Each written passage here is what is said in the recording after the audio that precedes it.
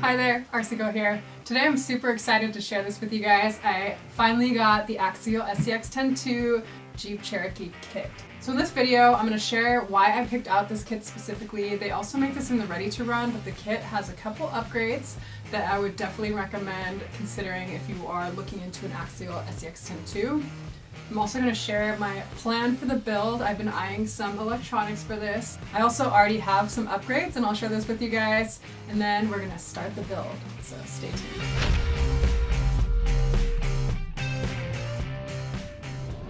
So if you're new to my channel, welcome. Here you're going to find RC reviews, tips and tricks, run videos, flight videos, and other things related to RC. So consider subscribing if you guys want to see more in the future. I'm planning to do this in a build series, so I'll probably do a couple build highlights, paint the body, do the final reveal, and my first trail run, so stay tuned for more in this series.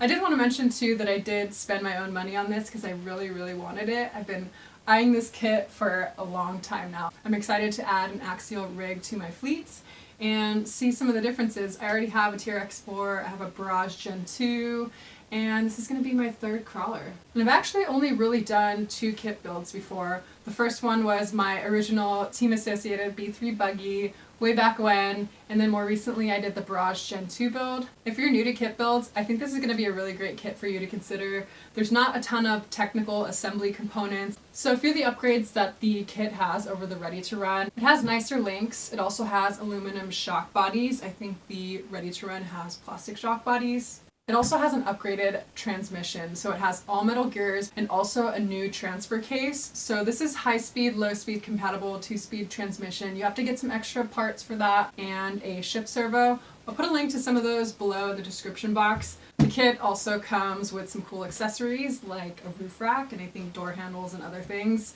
And also comes with a clear body so you can paint it whatever color you want and really make it super unique. Also has an adjustable wheelbase. You do have to buy different links. It comes stock at 12.3, but you can also run a 12.0 or 11.4 if you want to run different types of bodies with this. Alright, let's open the box, see what we have inside, and I'll show you guys some of the upgrades that I already have, and we'll go over my plan for some of the electronics I'm going to pick out. So, let's dive in. What? You're going to put it together? First we got our tires. I like that they come unmounted so you can add metal bead locks if you want, you can change out the foams. These are BF Goodrich licensed all-terrains. I really love these tires. They're also, I'll put the compound, I don't quite remember the name of it, but they do have a pretty soft compound, which is cool. Great for a crawler. Here we have the Jeep Cherokee body. Unpainted, uncut. This is the XJ body. I really like the way these look. Every time I see one on the road, I'm like, I got a little tiny version of that in a box ready to be built. This looks like our roof rack and our front grille. So another thing about the kit version over the ready to run is it comes with a lot more body accessories. So pretty cool.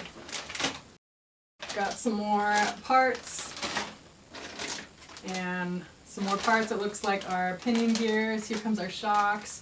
Looks like it comes with shock oil. Then we got our Method race wheel faux bead locks. These are plastic, but they do look kind of real. I have some bead locks already on one of my other rigs that I might end up taking off and using instead. This looks like we have our aluminum linkages, our diff box covers, also our rod ends, and our axles. Here is our chassis frame. These look like little starting gates. I don't know.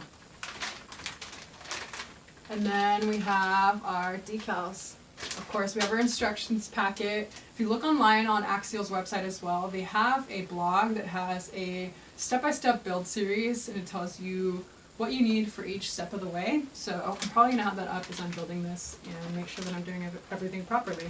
Also comes with a little tool here, a little wrench.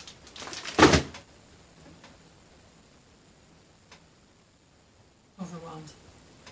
I already got some upgrades. I've been shopping around for this. And of course, first off, I Gotta have a light kit in this thing. I got a MyTrick RC lighting system. It comes with a Dragon controller, which is what I have in my Traxxas TRX4. It has reverse lights that's linked to your throttle. It also has 3 brightness settings. You can add in rock lights. Comes with a 6-inch LED light bar with a ton of different mounting options. I'm gonna mount it to the roof rack. Also got a couple light pods. You can also get a 3D printed light harness for your tail lights.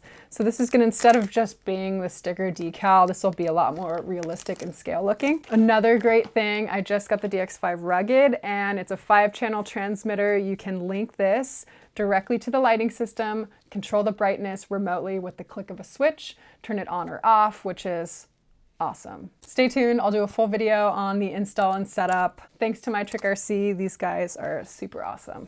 They make like the best lighting systems out there for sure. Next, not a performance upgrade, but kind of a mandatory upgrade. Instead of the plastic diff box covers, I got aluminum ones from STNC Racing. Next, I got a mudguard kit. So one thing I really like about my Traxxas TRX4 is kind of the fender mudguards on the chassis. They really keep a lot of debris and mud and sand and other things from kicking up onto your chassis and into your sensitive electronics. So I found a mudguard kit online. This company is called GRC. I think they were relatively inexpensive. I got them on AliExpress, so shipping did take a little while, but they seem like a really nice, high quality kit. Comes with 4 mud guards. Pretty nice. I hope they fit the kit. It says it does, but we will see. Definitely gotta have your windshield wipers. It looks kind of weird if you don't run any windshield wipers, so these are both the front and the rear wipers. Next, we got some plastic fenders. The body has Lexan fenders, but I thought that this would add a little bit more scale, cool, rugged look. I heard Scale Builders Guild said that these don't actually fit the Cherokee body without a ton of cutting.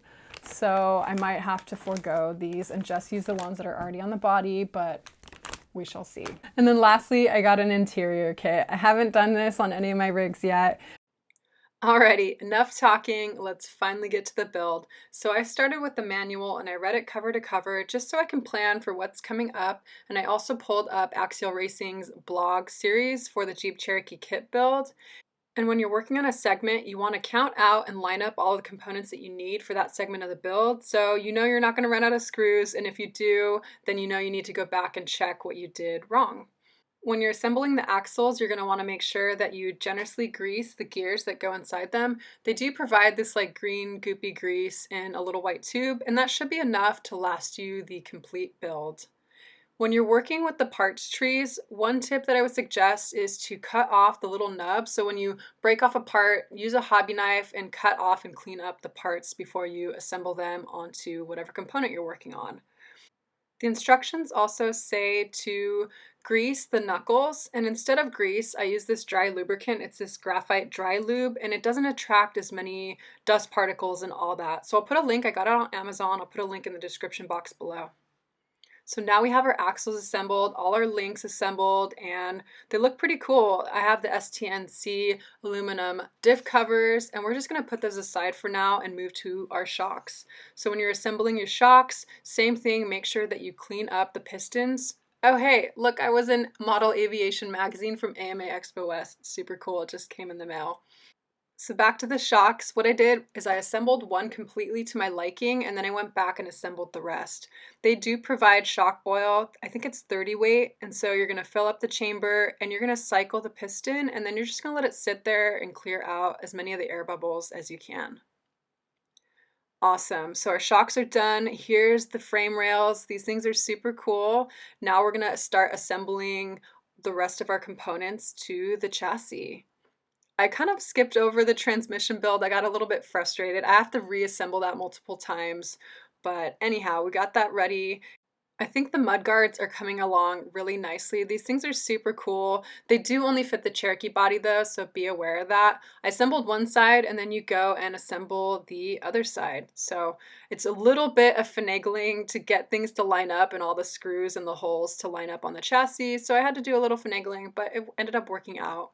So now I got the shocks on, and this is super cool. It's starting to come together really nicely. You first assemble the links on the front, and then you go and assemble the links on the rear. I had to go back and readjust some of the angles of the link ends just so they lined up properly. It was a little confusing about how they lined up in the instructions. So this was my most favorite part of the build, seeing it all come together. So now we have our BF Goodrich all-terrains. I'm gonna mount these on the Method race wheels, but I'm not gonna glue them down because I might get metal bead locks. And yeah, it comes with a little wrench in the kit and you can tighten those down. All right, so I finished the SCX10.2 build. Once I got started, it took me about an evening, and then the next day I spent probably most of the day into the late night. So I would say you could definitely finish this in a weekend, but it's not a super complicated build by any means. I think a few components I had to go over and double or triple check that I assembled them properly, specifically the transmission. There was a little play in some of the gears and it would offset a little bit, kind of grind a little bit. So I looked up a YouTube video, someone had the same exact issue, and there were 2 shims provided as part of your parts tree. It didn't say anything about using them, but they fit perfectly over one of the shafts and it got rid of that play. In this build, we do have permanently locked diffs, so you're gonna have the same rotation on all your tires. Does make for an easy assembly though. I think I'm gonna get bead locks. I didn't glue on these tires because I'm not too sure. I don't want to glue them and have to unglue them. It's kind of a pain in the butt. One thing that did make this build a lot easier is having a magnetic driver set. I got this on Amazon for like 15 bucks and it has all the tools that you can need for anything related to RC. But if you're gonna invest in a nice hex wrench, most of the hardware in this kit is a 2mm hex. I think once or twice, a couple times you use a 1.5mm. Otherwise, this is a great kit to check out. I'll put a link in the description box below. I partially cut out the body here. I know I still have to cut off the Lexan bumpers, but otherwise it's ready for body work. I'm thinking of doing an SOR stuck on racing wrap. They can custom design these or you can use one of their existing kits, and it's a vinyl wrap that goes on the outside. You paint the outside of the body black and then you overlay this wrap with a heat gun. Knight Customs does a ton of his builds with these wraps and I think they look super sick and customized. So I might get one with an RC Girl logo on that. I'm considering 2 colors, either a matte sand or tan. There's also a 4Runner Cavalry Blue. I think the 2018 4Runners. There's a super cool, it's not a baby blue and it's not like a royal blue. It's kind of somewhere in between. So I was kind of thinking that would be a nice color as well. It's really hard picking out body colors. And as far as the plastics on the chassis, I would say compared to the TRX4, they're a little bit softer. They're not as high quality, but you do still have a lot of detailing on the transmission and the transfer case and stuff. So it's pretty good. I'll zoom in, and I did have a little issue where I tightened something and one of the attachments kind of cracked. I don't think it's gonna affect anything. It's not a high stress point, but it's kind of annoying to have one of the little attachment points crack. I did add, as I mentioned, these mud flaps. These didn't come as part of the kit. These are from GRC Racing, but they fit the SCX10.2 Cherokee kit perfectly. So if you have the Cherokee, these will work really well. Once I cut the body and stuff, it'll sit down lower, but they align really nicely with the Cherokee body. The fender kit that I ended up getting doesn't fit on this. I think it's for more of a truck body. I already added some tow hooks here on the front that I had lying around, and I also had a metal tow hitch. These tend to drag, so I'll probably take it off, but I thought it was cool to just add a couple scale details as I was doing the build. And now our shocks. They look cool, nice and scale with the little extra non-functional chamber. The springs, I like the softness of the springs. Might be lighter on the front and a little bit stiffer on the rears. But since I replaced the shocks on my Traxxas TRX4, I now have some awesome shocks lying around. These are known for being really, really high quality. Someone mentioned mounting them upside down so that the piston's always submerged in oil. They also suggested sanding around the piston a little bit to make it nice and smooth, and you can add a lighter weight shock oil. So I might try a couple of those mods. I actually do really like these lighter springs, so I might swap those out for the ones that are on here and install these in here. I like the thickness of the links. They're like anodized aluminum, I believe, and hopefully that'll prevent some rusting. Might get some skid plates to put on here on the bottom as well. I think I might upgrade to metal axles at some point in the future. I know there's a portal axle upgrade kit that SSD Racing makes. I might look into that as well. But as far as next steps, so I need to get some electronics. I'm thinking of running a brushless sensored Tekin system again, similar to what I have in my Pro MC 4x4 monster truck. I feel like once you go sensored, it's really hard to go back to a brushed motor. I have a brush motor in my TRX4, so that might be an option too. It's definitely the cheaper route, but I've never had a censored setup in a crawler before, so I might try that out. I know Hobbywing also makes a great setup, and I know guys really like the Castle Mamba X setup too, so a couple options to consider there. For a servo, I'm probably gonna go with the Reefs RC 444. Heard great things about it. It's waterproof, high torque, metal gears. Can't go wrong. And then lastly, I got a DX5 Rugged recently. I run this in my Pro MT 4x4 monster truck. So I'm probably gonna get a 5-channel Spectrum receiver. I wanna run a winch, and you can set that up with a switch. The gearbox in the Cherokee kit specifically is compatible with the 2-speed conversion. A couple of different companies make a 2-speed gear conversion. You're gonna have to get a shift servo, so that's another channel.